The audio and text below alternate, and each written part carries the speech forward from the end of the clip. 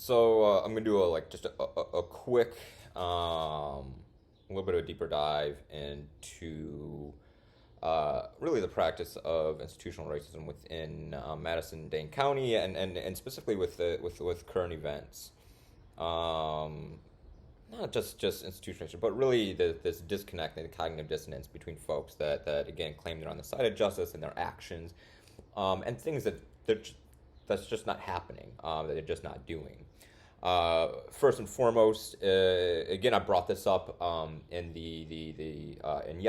yesterday, and I was wrong. So part of this is clarification. So we have two white candidates running for the State Senate District 26, and last was it 1, 2, 3, 4, 5 candidates of color. 4 of them being black, right?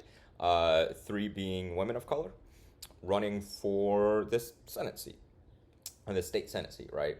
The 2 white candidates, Kelda Roys and John Imes, are in essence running on their so-called experience, and claim they can get things done because of their experience, and claim they're on the side of justice and equity and anti-race, so on and so forth, right? But with this, again, and I talk about this just perpetuates barriers. Experience is a barrier for people of color, and it will continue to be an experience for people, barrier for people of color, no matter what. If it's not like Brian Bedford has a lack of a lot of experiences, right? And so when we talk about experience and resumes, we have to be careful, because obviously candidates like Nada have much more lived experiences about race and injustice than Kelda or than John, right? And so, what experience are we talking about? Are we talking about navigating experience in knowing how to use, manipulate, and navigating through in essence, a white supremacist governing system? And I use that quite literally because, again, how this nation was built, right? And so, again, experience with what? And so when it comes to undoing these institutions, you got to shift power. Again, that shifting power. And so effectively what needs to happen to undo this, and I said this before, is Kelvin John should drop out and lend all that experience in how to navigate these institutions, these systems, to these candidates of color. Particularly if they feel that these candidates, at least one of them, right?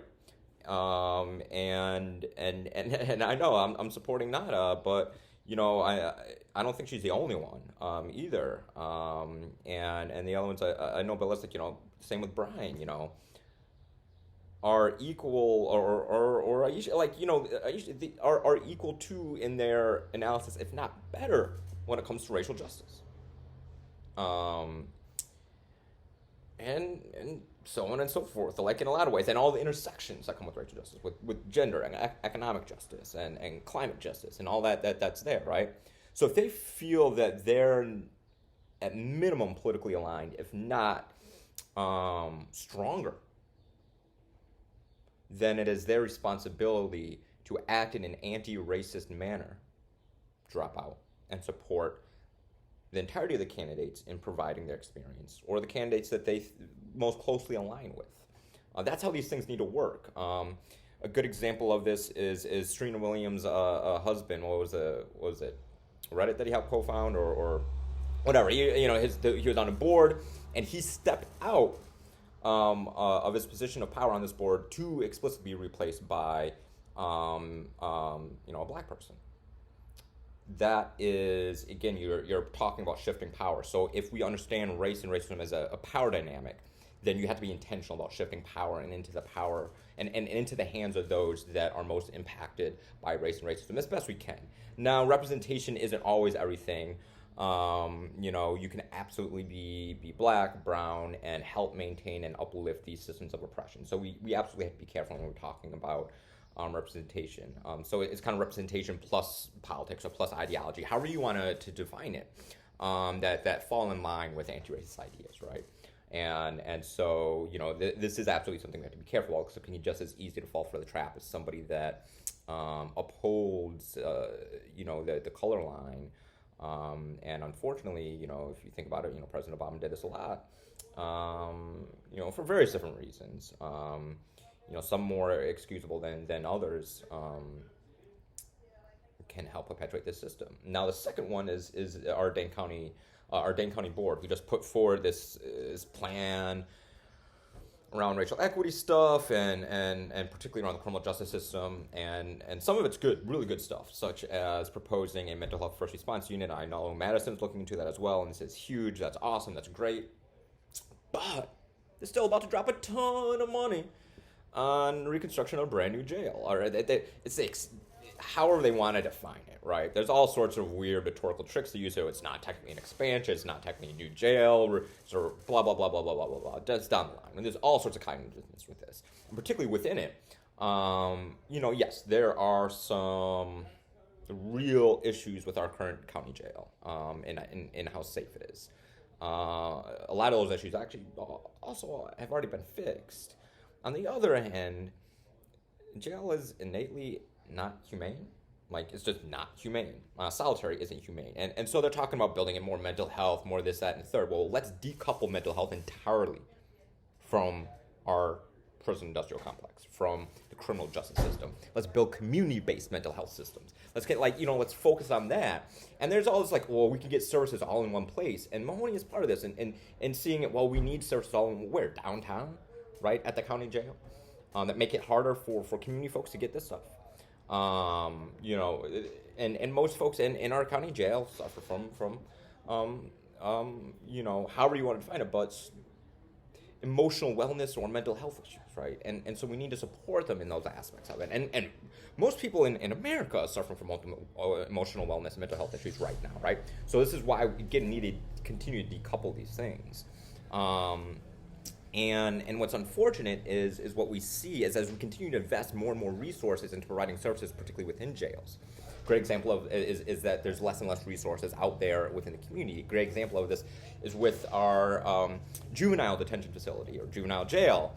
And a little aside, for folks that are very upset about keeping kids in cages at the border, we have perpetually kept kids in cages within the United States as well. So if you are upset about kids in cages at the border, be just as upset about our juvenile detention facilities and keeping kids in cages here. Okay? But a big problem that I know happens, particularly for judges, is that there are more resources in our juvenile detention facility for the kids there than there are in the community. So when we try to do diversion programs and keep them out of juvenile detention, there's no support for them within the community, right?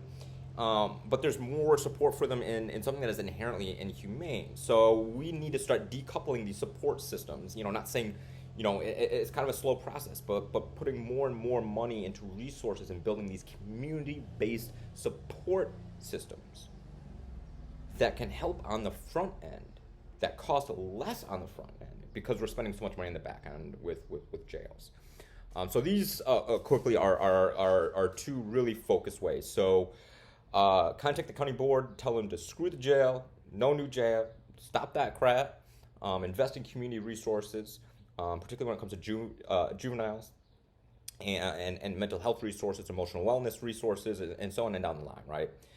We can evaluate, where and other things, kind of down the line on where the cracks are and how we can help fill in those cracks. But as long as we justify the perpetual investments in these things like police and the jails by saying, well, we don't have these community-based things, so we need to build it here. Well, why don't we invest in these community-based things so that we don't need it here? It's really that simple.